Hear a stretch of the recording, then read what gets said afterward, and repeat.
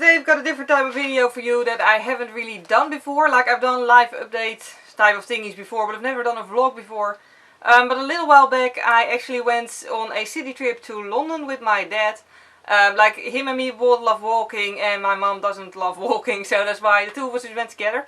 Either way, and I really wanted to take that opportunity to make a vlog, like my very first vlog, and it turned out to be way harder than I expected it to. Mainly because, like, obviously London is a big city, there's a lot of people there, and it's seriously difficult, I find, to vlog without accidentally, like, having my camera aimed straight at someone's face. Like, it probably doesn't help that I have a big DSLR camera, so it's sort of obvious. So yeah, but I did my best. I tried to make as much footage as I could without, you know, like ruining someone's privacy pretty much. For a start, we went there via the Jong Intra tours, which is a Dutch sort of like travel agency. And we just, we did everything online. Like, I just looked up like websites of different travel agencies and looked up which journey just seemed the best to my dad and me. Like, we didn't want, like, dinner with the hotel, like, not necessarily like pre-ordered or anything. We just wanted something simple yet nice, so we didn't want it to be too expensive. But we also didn't want the cheapest version. Like, for example, you can have a very cheap hotel, but that's usually a hotel which is way away from the actual center of the city. Which doesn't matter if you don't mind going there with public transportation each and every time, but if you're there for a longer amount of time, I think the price of public transportation, I really don't think it'll still be like a very economical choice to then have a hotel very far away from the center of the city. On the other hand, if you take a hotel in the center of the city that's like a little bit further away, like half an hour walking distance away from like the big tourist things, it's already a lot cheaper. Like, you can still walk there, but it's already a lot cheaper than, for example, if you have a hotel like right next to the Tower Bridge. So yeah, we picked a hotel that was in the center of the city, but one that wasn't like right with the tourist spots. Just so it was still affordable, but we didn't have to take public transportation. Because, like I said, my dad and me both enjoy walking, so we wanted to walk everywhere. We went there by boat. There's also a difference. Like, I think it's a little bit more expensive if you go there by airplane, but we really wanted to take a boat. And yeah, the boat we took was the Stena line. Like, it starts at Hoek van Holland and then goes to Harwich, or the other way around. Yep. And on board of the boat, like, it was a really nice ship. There were like just cabins where you could sleep. Like, they were like, I think, like, we did it in a way, by the way, that's like everything was just done by the travel agency, just because, like, this was really the first time I did a city trip. And I just wanted to have it easy and have everything sorted, like, at once, and not have to book everything separately and then maybe forget something or do something wrong, I don't know. But either way, the cabins are 33 per night, and I do think actually that's something to recommend, to get a cabin, because you're not allowed to lay down on the couches in the lounges and all.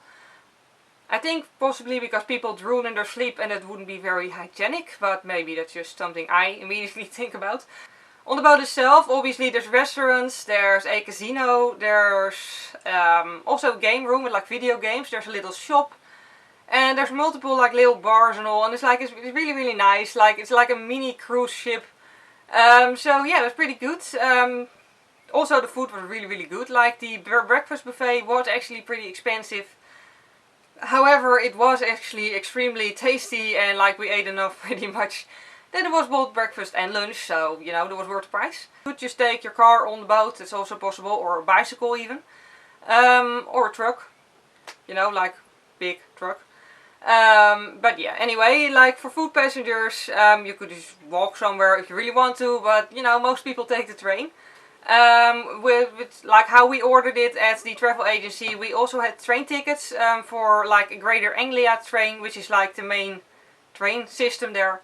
Like no big train between cities, and so that one went from Harwich International to London Liverpool Street Station, but you could just leave the train at any Greater Anglia station. And there's one thing, by the way, that I noticed is the difference between Netherlands and England. They actually have people at the train stations. Like, here in the Netherlands I often see tourists just standing there being like, well, how the fuck do we get out of here? Because there's, like, sometimes they have these printed tickets and there's really no way, like, to scan them, or they don't understand how the system works. And that's seriously a difficult thing in the Netherlands, that at some train stations you just can't find anyone who actually works there. Whereas in England, every single train station I saw, there was at least one of those little gates where there was actually a person from the railway stuff, you know, standing there, which is really, really good. Yeah, and then we ended up at London Liverpool Street Station, obviously, and it was raining. Like, that was day one. Like, with the night boat, we ended up in London at, like, I don't know, either 8 or 9 in the morning. So we had, like, until 3 until we could get into the hotel. And unfortunately, it was only that first day, luckily. Like, the other 2 days were nice weather. But the first day, it was raining all day long. Like, not all day long, but, like, until, like, somewhere in the middle of the afternoon, it was raining. So we were out there just walking around in the rain, which is why I unfortunately don't have much footage of the first day, because I obviously didn't want my big expensive camera to get wet. But yeah, we did actually go to Covent Garden and to the like little stands there, and I bought a shirt. This is literally pretty much the only souvenir I bought. It's a shirt with David Bowie on it. It's a picture from the 80s and it's really, really, really cool.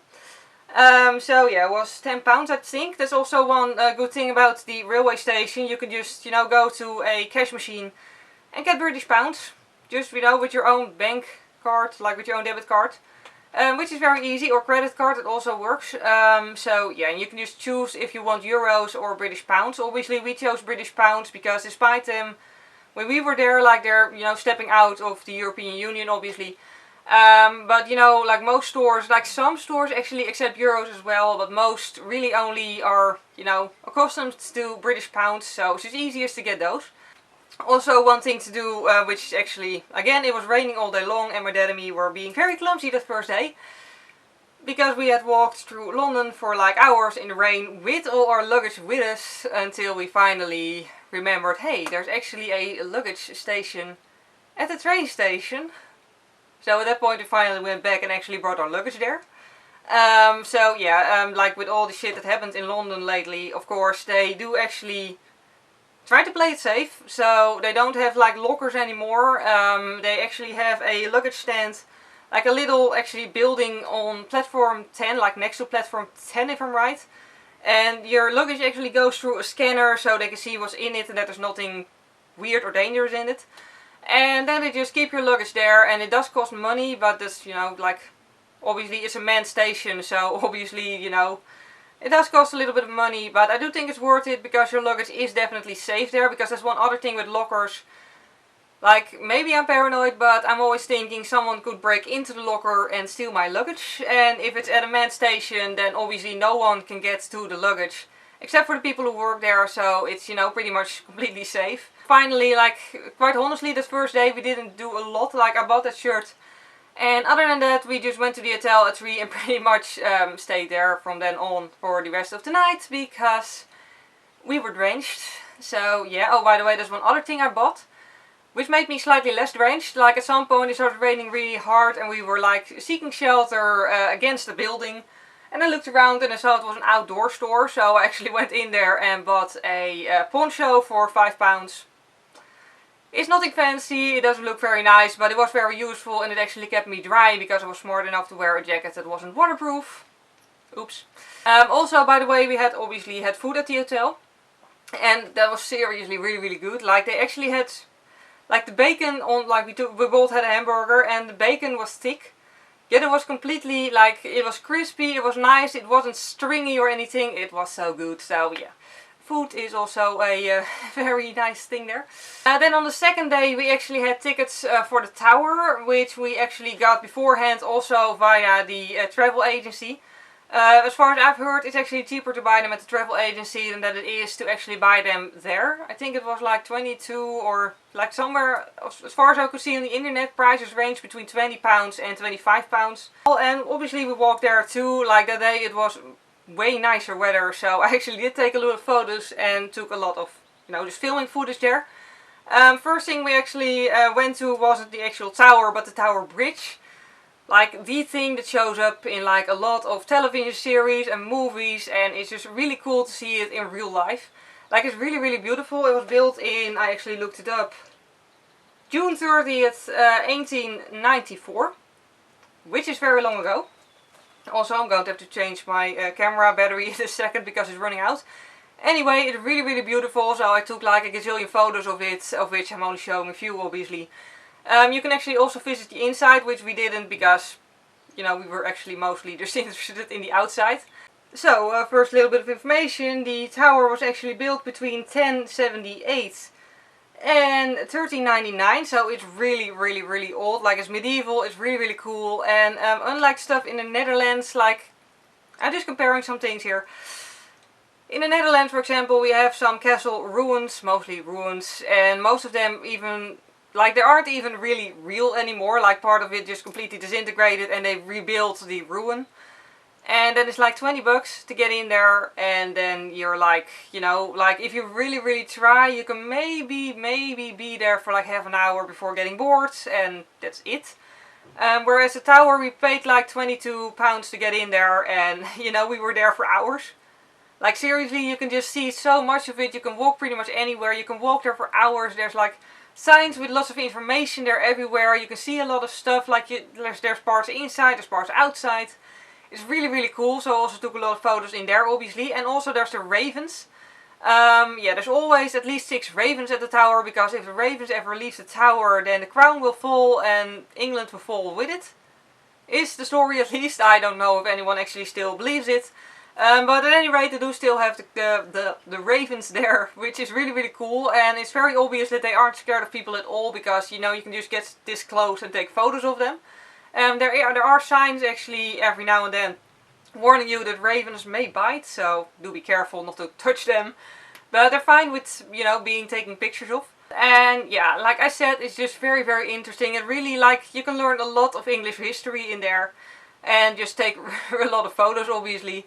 And yeah, it was just really cool to see. Also outside of the tower, which I personally really liked, were also a bunch of fish and chip stands. So yeah, pretty much like I didn't notice much of a, you know, quality difference between the two stands. But like it's sort of like at one point the left one was busier, then the right one was busier. It sort of went between them.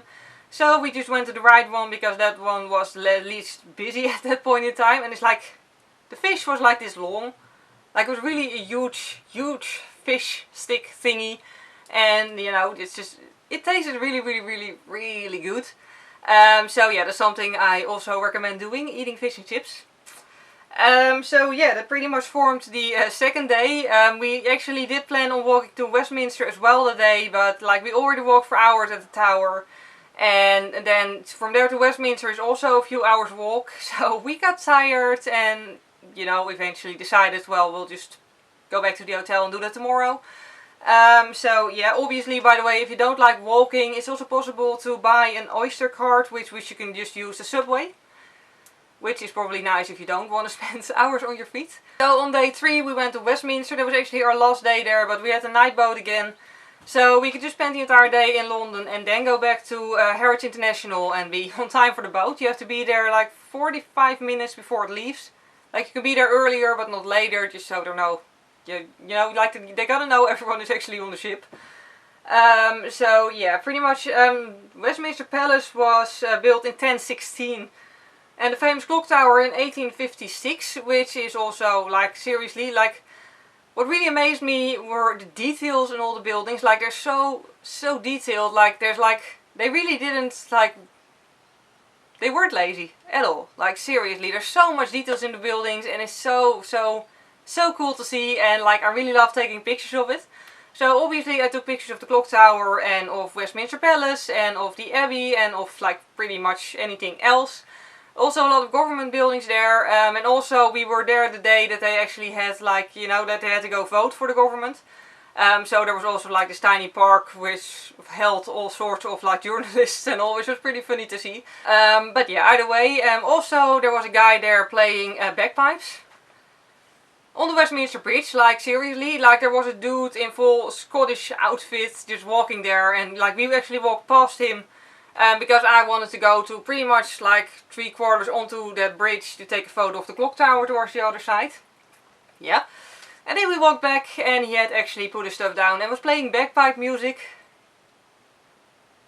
Like I don't actually hate bagpipes, but I had to walk like this close to the guy, and is not a very nice sound to have blaring right into your ear, I can tell you. And what we also did there, we went to St. James Park, which is really cool. It's like a huge park. You don't even feel like you're in the city anymore because it's so big and green and like nature. Also, it was very clean there. Like most parks in the Netherlands really aren't that clean. Like it was really clean and really well kept. Also, there were lots of water birds there, like even pelicans. Like I'd never seen those outside of a zoo. But they were there, and like none of the birds were scared. Like they were really easy to take photos of, which is always an important thing to me. So we spent some time there and then walked through the park to Buckingham Palace, which of the outside of I also took pictures.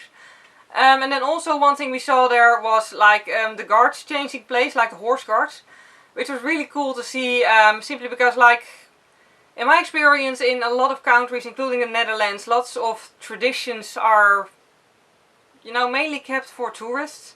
Like when you see stuff like that, it's usually in the Netherlands, it's just, you know, people acting out something, like more like role playing than actual traditions, just for the sake of tourism. And there it's just like, it's actual traditions, which I think is very cool that they actually, you know, uphold those traditions. So yeah, it was really cool to see. And I obviously also have footage of that. And yeah, then pretty much after that we were tired and we just went back, like walked all the like 1.5 hours, 2 hours walk back to London Liverpool Street Station, went on the train and just, you know, went back to the boat and just eventually went back home again. And that pretty much concludes my entire vlog. Like really, I hope you enjoyed this. I really am planning on doing more vlogs like these. However, if you have any, like if you are a vlogger and you have any like advice to me on how to make better vlogs, please tell me, because I'm seriously still working on it. Like seriously, it was the first time I tried it. And like two things I really had issues with were like trying to film in a busy city without accidentally filming people straight in the face. And also like the whole walking while talking to the camera was sort of impossible because I have a DSLR camera, I don't have a vlogging camera. So if I hold it like this, then I can't keep it steady because it's too heavy. So yeah, that's were some things I struggled with. So if you have any advice on that, I'd love to hear it. For now, I really hope you enjoyed watching it. If you're also interested in going to London anytime soon, I hope this was useful to you. If you like this video, please click the like button, and you can also always subscribe to my channel if you'd like. If you haven't watched more of my videos, most of them are makeup tutorials, nail art tutorials, or just random talking videos. So yeah, thank you very much for watching and see you next time. Bye!